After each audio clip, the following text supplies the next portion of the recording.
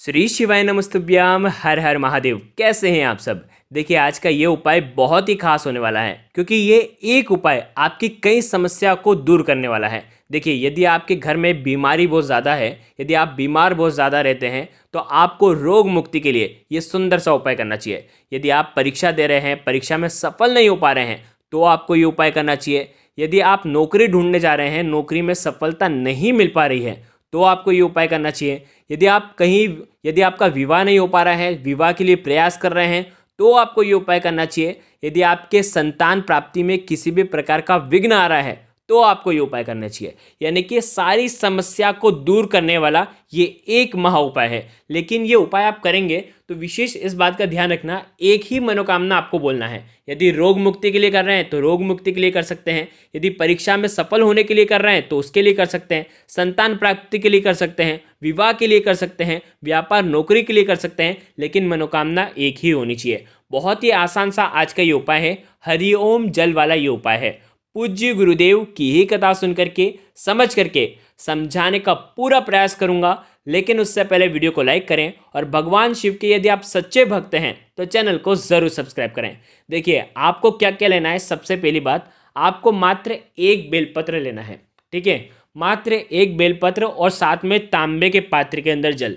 ये जो उपाय है सुबह से लेकर के रात्रि तक, जब आपकी इच्छा हो तब आप ये उपाय कर सकते हैं। जब भी आपका मन हो ये उपाय कर सकते हैं। देखिए किसी भी दिन इस उपाय को कर सकते हैं। सोमवार को भी कर सकते हैं, प्रदोष की तिथि पर कर सकते हैं, या पूर्णिमा के दिन कर सकते हैं, या एकादशी के दिन कर सकते हैं। जब आपकी इच्छा हो तब आप ये उपाय कर सकते हैं। बहुत ही खास है। शिवरात्रि पर भी, मासिक शिवरात्रि पर भी आप ये उपाय कर सकते हैं। देखिए करना क्या है, आपको भगवान शिव के मंदिर में जाना है। ठीक है, सबसे पहले एक जो बेलपत्र है वो आपको आपकी कामना कह करके, जो भी आपकी इच्छा है वो बोल करके, ये जो बेलपत्र है माता अशोक सुंदरी वाले स्थान पर आपको रख देना है।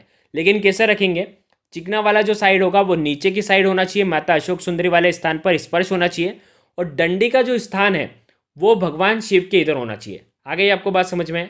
देखिए वीडियो के अंदर बताने का प्रयास कर रहा हूँ, इस प्रकार से आपको ये माता अशोक सुंदरी वाले स्थान पर आपको रख देना है। अब बिल्कुल ध्यान से समझना, अब आपको कैसे जल अर्पित करना है। सबसे पहले तांबे के पात्र के अंदर जो जल है उसको हाथ में लेना है और आपकी इच्छा, जो भी इच्छा है वो आपको वापस से बोल देना है। ठीक है, अब आपको क्या करना है, सबसे पहले ध्यान रखना धार टूटनी नहीं चाहिए। जिस प्रकार से हम आपको जल अर्पित करना बता रहे हैं उसी प्रकार से करना है, और धार टूटनी नहीं चाहिए। ठीक है, बीच में धार बंद नहीं होनी चाहिए। विशेष इस बात का ध्यान रखना। हरिओम जल वाला ये उपाय है तो आपको ओम का निर्माण करना है। कैसे निर्माण करेंगे, देखो माता अशोक सुंदरी वाले स्थान पर जो बेलपत्र रखा है वहां से जल डालना आपको शुरू करना है। देखिए तांबे के पात्र से जो जल निकलेगा, सबसे पहले माता अशोक सुंदरी वाले स्थान से जल अर्पित करते हुए आपको गणेश जी वाले स्थान पर लेकर के आना है।